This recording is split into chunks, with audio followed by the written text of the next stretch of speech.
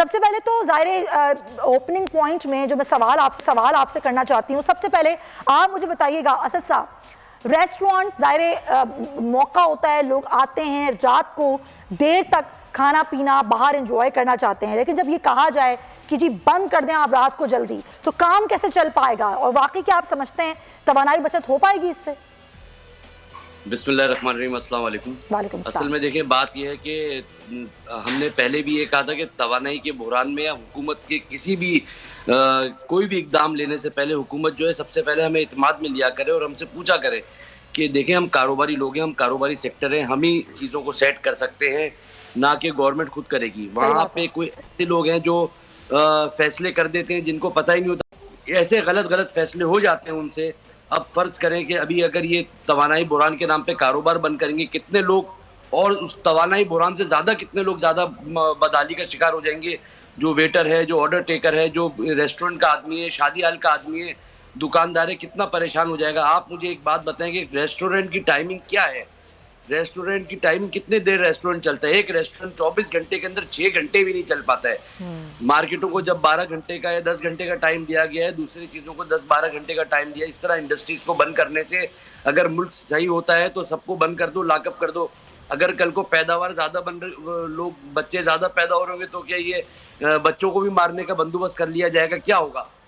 اسی سلسلے میں ہماری کچھ لوگوں سے بات چیت چل رہی ہے۔ ڈاکٹر عاصم صاحب سے بھی میری بات چیت ہوئی اور اس کے علاوہ پیپلز پارٹی کے اور وزراء سے بات ہوئی کہ ہم نے ان سے بات کی اور کہ بھائی اس میں کسی طریقے سے سندھ حکومت سے بات کی کہ کسی طریقے سے کچھ ایسا سسٹم بن جائے کہ کم از کم کاروبار بننا ہو۔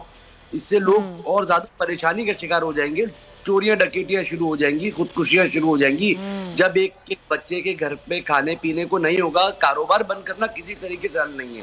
ہاں یہ ضرور حل ہے کہ آپ جو ہے وہ مشاورت کی جائے کہ بھائی اس پہ قابو پانا ہے، اس کا کیا حل ہے، تو اس پہ ریسٹورنٹ والا یا شادی ہال والا بتائے گا کہ بھائی 6 گھنٹے اس کے اوپر کام کریں گے اور 3 گھنٹے کام نہیں کریں گے، 5 گھنٹے کام کریں گے، 3 گھنٹے ہم آف کریں گے، کوئی اس طریقے سے۔ مگر روزی کا بالکل بند کر دینا یہ بہت اور یہ بہت ہی بنیادی سی بات ہے کہ ریسٹورنٹ کا بزنس تو چلتا ہی رات میں۔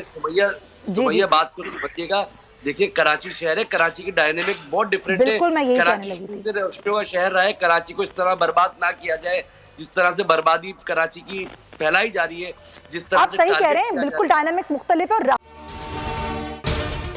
اگر آپ کو یہ ویڈیو پسند آئی ہے تو سبسکرائب کریں اور بیل آئیکن پر کلک کریں۔ 2022 بہت سارے تحفے بھی دے کے گیا پاکستان کی عوام کو۔ پاکستان کی عوام کو ایک تحفہ یہ دیا کہ عوام کو پتہ چل گیا کہ پاکستان کا میڈیا کیا ہے۔ حق اور سچ کا سفر سال 2022 میں بول رہا نمبر 1۔ ہم نے بہت سارے شوز اور ٹرانسمیشنز کی، پورا سال مسلسل جدوجہد میں نکل گیا کہ یہ ووٹ آف کانفیڈنس کے پیچھے کون لوگ تھے۔ توڑے ریٹنگ کے سبھی ریکارڈ، اینکرز نے بھی عوام میں سب سے زیادہ مقبولیت پائی اور سوشل میڈیا پر بھی بول رہا سب پر بھاری۔ سبسکرائب کریں اور بیل دبائیں تاکہ کوئی خبر رہ نہ جائے۔